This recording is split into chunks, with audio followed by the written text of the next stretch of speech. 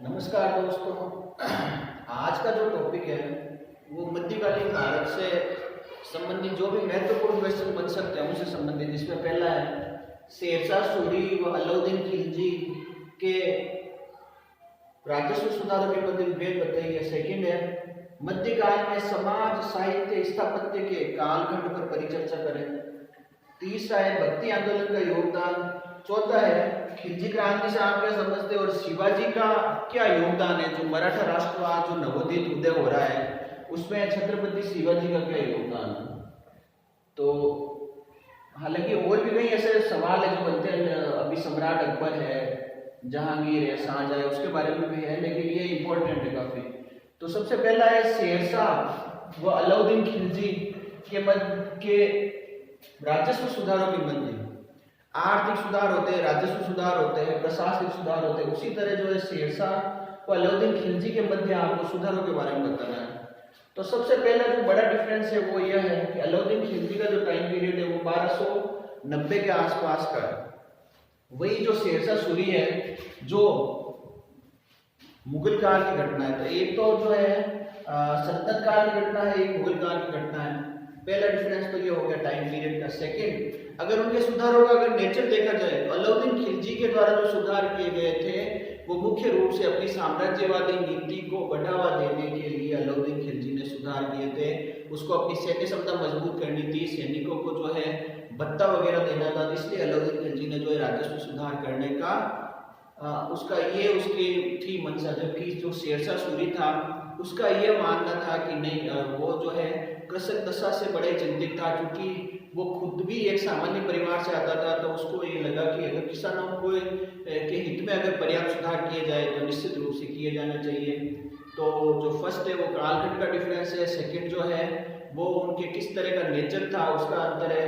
तीसरा, अलाउद्दीन खिलजी ने जो है खराज जो उस समय का टैक्स था, जो कि उसको उस समय का जो टैक्स सिस्टम कहा जाता है, तो वो काफी मात्रा में जो था वो कम होता जा रहा था। तो उसके लिए अलाउद्दीन खिलजी ने दीवान मस्त खराज नामक एक डिपार्टमेंट की अलग से स्थापना की। जबकि शेरशाह सूरी के कालखंड में हमें ऐसा कोई डिपार्टमेंट अलग से जिसकी स्थापना हुई हो उसके बारे में अब पता नहीं चलता है। तो ये तीन तो हो गए मोटा मोटी अंतर। फिर शेरशाह सूरी ने जो पद्धति अपनाई थी उसे कहा जाता था, जो थी वो उसका नाम था राई पद्धति। शेरशाह सूरी के द्वारा जो राई पद्धति अपनाई गई थी। शेरशाह सूरी जो है गज सिकंदरी के माध्यम से जो है भूमि का माप तोल करता था, जबकि अलाउद्दीन खिलजी के कालखंड में ऐसा जो है हमें उल्लेख नहीं मिलता है। वो हालांकि उसने सुधार किए, खालसा भूमि को उसने बढ़ावा दिया। खालसा भूमि जो थी उसको बहुत ज्यादा, खालसा मतलब जो भी केंद्र सरकार के अधीन जो भूमि है उसको बढ़ाने का प्रयास किया। अगर किसी व्यक्ति के पास खालसा भूमि ज्यादा या किसी संस्थान या कोई सम्राट है उसके पास अगर खालसा भूमि ज्यादा है तो निश्चित रूप से जो है केंद्र को राजस्व प्राप्ति ज्यादा होगी। जबकि शेरशाह सूरी के समय जो है दोनों की तुलनात्मक रूप से देखें तो खालसा भूमि जो है अलाउद्दीन खिलजी के पास ज्यादा थी। वही अलाउद्दीन खिलजी जो अपनी साम्राज्यवादी नीति को बढ़ावा देने के लिए उस लेवल तक पहुंच चुका था कि अलाउद्दीन खिलजी ने जो है अपने टैक्स में 50% तक जो है टैक्स को बढ़ावा कर दिया। जबकि 1/3 ही शेरशाह सूरी के पास।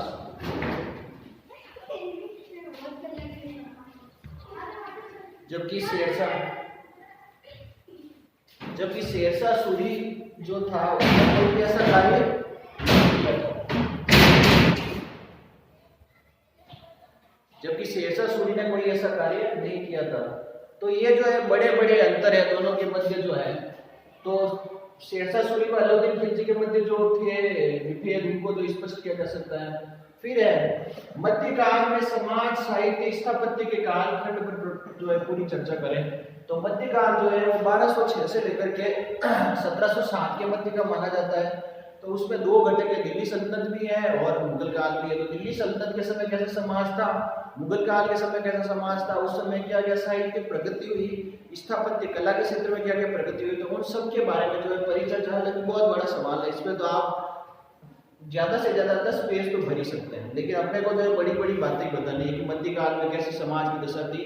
तो सबसे पहले समाज का जो खंड होता है या भाग होता है वो होता है राजा। तो राजा चाहे दिल्ली सल्तनत का हो चाहे मुगल काल का हो, राजा जो था वो निरंकुशकारी था।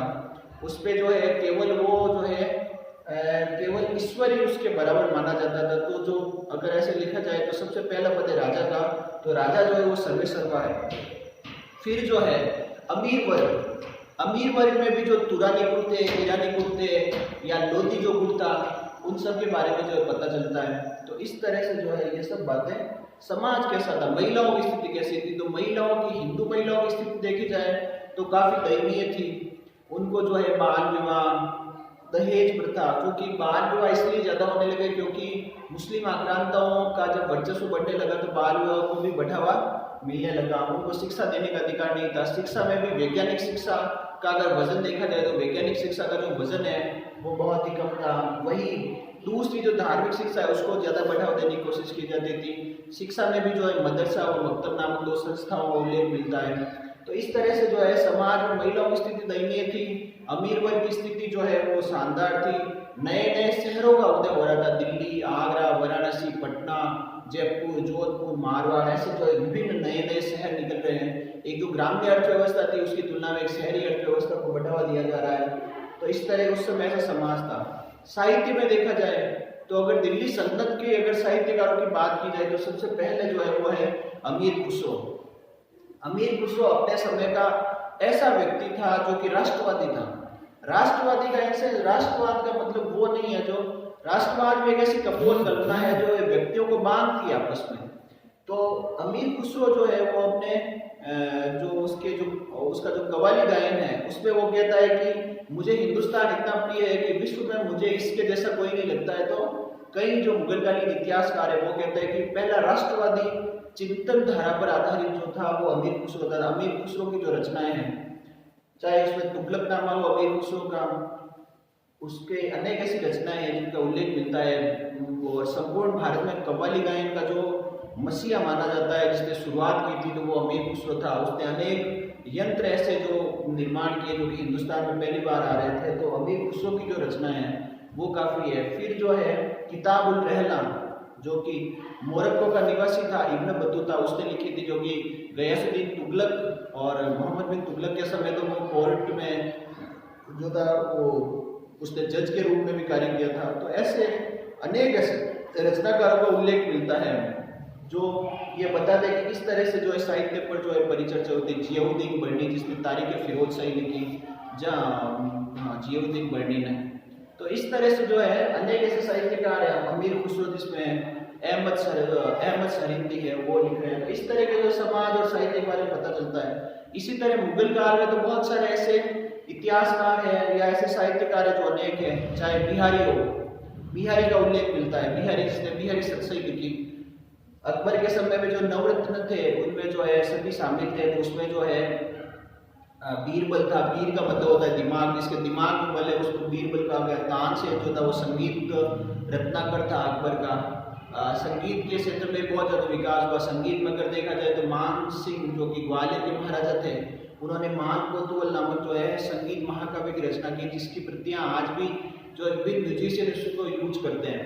तो इस तरह के अनेक ऐसे साहित्य में भी ऐसे उल्लेख मिलते हैं कि संगीत साहित्य में या नॉर्मल लिटरेचर साहित्य में जो ऐसे अनेक, हालांकि विवाद है कि जो साहित्य लिखा गया वो दरबारी साहित्य लिखा गया था, तो हो सकता है उसमें जो पूर्व धारणा से ग्रसित हो, लेकिन उन पूर्व धारणाओं की तुलना में अगर उसको लिपिबद्ध करने का प्रयास किया जाए तो इतिहास की रूपरेखा तय करने में सहायक होता है। तो इस तरह के जो है अमीर खुसरो की जो रचनाएं थी, मिफ्ता उल फतेह, खजाइन उल फतेह, तो ये सब जो रचनाएं उसी की थी। और मुगल काल में जो है अकबर ने एक पूरा डिपार्टमेंट स्थापित कर दिया था जो कि ट्रांसलेशन डिपार्टमेंट माना जाता था, जिसमें महाभारत को जो है रचनामा नाम से जो है उसको बढ़ावा दिया गया। स्थापत्य में भी अनेक ऐसे जो लोधी गार्डन बना या कुतुब मीनार बनी, अलाउद्दीन खिलजी के समय की जो सीरी महल था, 1000 खंबा महल था। लोधियों की जो वास्तुकला है वो सर्वश्रेष्ठ मानी जाती है, विशेषकर जो है गुंबदों का काल में कहा जाता है। मुगल काल में स्थापत्य कला देखी जाए तो शाहजहां का जो काल है वो स्थापत्य कला का स्वर्णिम काल है। अकबर ने लगभग हर शहर में, चाहे अजमेर हो, इलाहाबाद हो, आगरा हो, लाहौर हो, उसने जो विभिन्न तरह के जो है दुर्ग बनाए। अकबर ने जो है कई ऐसे मस्जिदें भी बनवाई थी। तो ये जो स्थापत्य कला का स्वर्णिम काल माना जाता है। बाबर के समय जो है मस्जिद बनी थी, बाबरी मस्जिद, जो कि अभी हाल ही में उसको राम मंदिर बनाने की जो है परमिशन मिली है। तो काफ़ी जो मुगल काल में ऐसी अनेक स्थापत्यों का जो उदाहरण मिलता है कि किस तरह से जो है समाज साहित्य और स्थापत्य को उन्होंने प्रभावित किया। तो ये बड़ा सवाल है, आपको मुगल काल की इमारतों के नाम है, तत्कालीन साहित्य कृतियों के नाम है, वो सब मिल सकते हैं। अगला सवाल इंपॉर्टेंट है, भक्ति आंदोलन का योगदान। चूंकि भक्ति आंदोलन मध्यकालीन घटना है, तो उस समय क्या ऐसी घटनाएं चली थी जिससे जो है भक्ति आंदोलन को बढ़ावा मिला, तो इसका क्या योगदान था? तो सबसे पहला योगदान था गुरु पद की महत्ता को बढ़ावा दिया गया। अनेक ऐसे लोगों ने माना कि गुरु बिन घोर अंधेरा, गुरु के बिना कुछ भी नहीं है। फिर परोपकारिता की भावना को बढ़ावा दिया गया। तो इस तरह से जो है सामाजिक समरसता, तीसरा जो पॉइंट है सामाजिक समरसता, कम्युनल हार्मोनी को जो है ज्यादा से ज्यादा बढ़ावा दिया गया। तो इस तरह से जो है भक्ति आंदोलन को काफी बढ़ावा मिला तथा क्षेत्रीय भाषाएं, क्षेत्रीय बोलियां, क्षेत्रीय साहित्य, अनुपम भंडार जो कि आज भी प्रचलित है, अनेक ऐसे साहित्य संत हुए जिन्होंने जो है समाज को नई दिशा दी, तथा साथ ही एक शासक वर्ग जिसको एक प्रेरणा देता था कि राजधर्म क्या है, कैसे व्यक्ति के साथ कैसे कर्म करने चाहिए, दुष्कर्मों के क्या परिणाम है, सत्कर्मों के क्या परिणाम है, परोपकाराय पापाय परपीड़नम, परोपकार से बढ़कर कोई पुण्य नहीं और दूसरों को पीड़ा बढ़ने से पाप नहीं। तो इस तरह की जो बातें की गई वो भक्ति आंदोलन का सर्वश्रेष्ठ योगदान है। ये एक तरह से आज के जिस तरह प्रेशर पॉइंट्स होते हैं, प्रेशर गुट होते हैं, दबाव समूह होते हैं, उसकी तरह ये भक्ति आंदोलन का योगदान है। नेक्स्ट है खिलजी क्रांति। ये दो शब्द पहले बताना क्या है, खिलजी क्रांति। खिलजी क्रांति जो थी उसकी एक लाइन में एक परिभाषा है कि सत्ता में सामान्य वर्ग का आना जो है खिलजी क्रांति कहलाता है। यानी जो परंपरागत रूप से जो चल रहे थे कि राजा का बेटा राजा बनेगा, या जो प्रबुद्ध सेनापति है जिसके पास तख्ता है वही बनेगा। तो जबकि खिलजी जो था, जलालुद्दीन खिलजी जिसने स्थापना की थी खिलजी वंश की, वह एक सामान्य सैनिक था और उसने जो है खिलजी साम्राज्यवाद को बढ़ावा दिया। तो सत्ता में सामान्य वर्ग का आना खिलजी क्रांति कहलाता है। अगला है शिवाजी का योगदान। तो शिवाजी का जो योगदान है वो केवल मराठा राष्ट्रवाद को बढ़ावा देने के अलावा भी अनेक ऐसे उदाहरण है जो शिवाजी को, जैसे शिवाजी जो थे सिविल संस्थाओं के निर्माता थे। शिवाजी के समय जो है अष्टदिग्गज नामक जो है एक स्थापना की गई प्रशासनिक प्रणाली की, जिसमें जो था अमात्य था, चीफ नवीस था, सरे नौबत था। एक उन्होंने सैन्य प्रणाली को सिस्टम दिया कि ये जो है सेना का ये कार्य रहेगा, उनका वेतनमान फिक्स किया।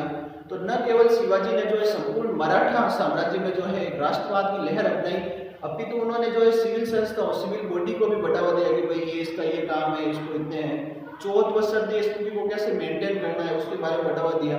और उनकी जो छापामार पद्धति थी तो वो भी प्रणाली थी। तो अगर बड़े रूप से देखा जाए तो शिवाजी पहले तो जो है शिवाजी के जो गुरु थे रामदास वगैरह, ये जो है मराठा में जो आंदोलन चला था पंढरपुर आंदोलन, उन्होंने जो है राष्ट्रवाद को बढ़ावा देने का कार्य किया। तो मराठा राष्ट्रवाद को बढ़ावा देने का प्रयास किया। सेकंड, सिविल संस्थाओं के निर्माता थे, अनेक उन्होंने ऐसे डिपार्टमेंट खोले, 8 डिपार्टमेंट खोले कि कैसे क्या करना है। तीसरा शिवाजी का योगदान था छापामार युद्ध पद्धति को बढ़ावा देना। आगे चलकर के राजस्थान में भी जो महाराणा प्रताप ने, रामचंद्र सिंह ने जो है इनको फॉलो किया था। तो ये सब जो घटना है वो शिवाजी का योगदान है। तो ये 4 सवाल है, आगे अगर मौका मिला तो और भी इनमें डिस्कस करने का प्रयास करेंगे। बड़ी बातें हैं, रीड ऐसे कैसे भी बताना। थैंक्स।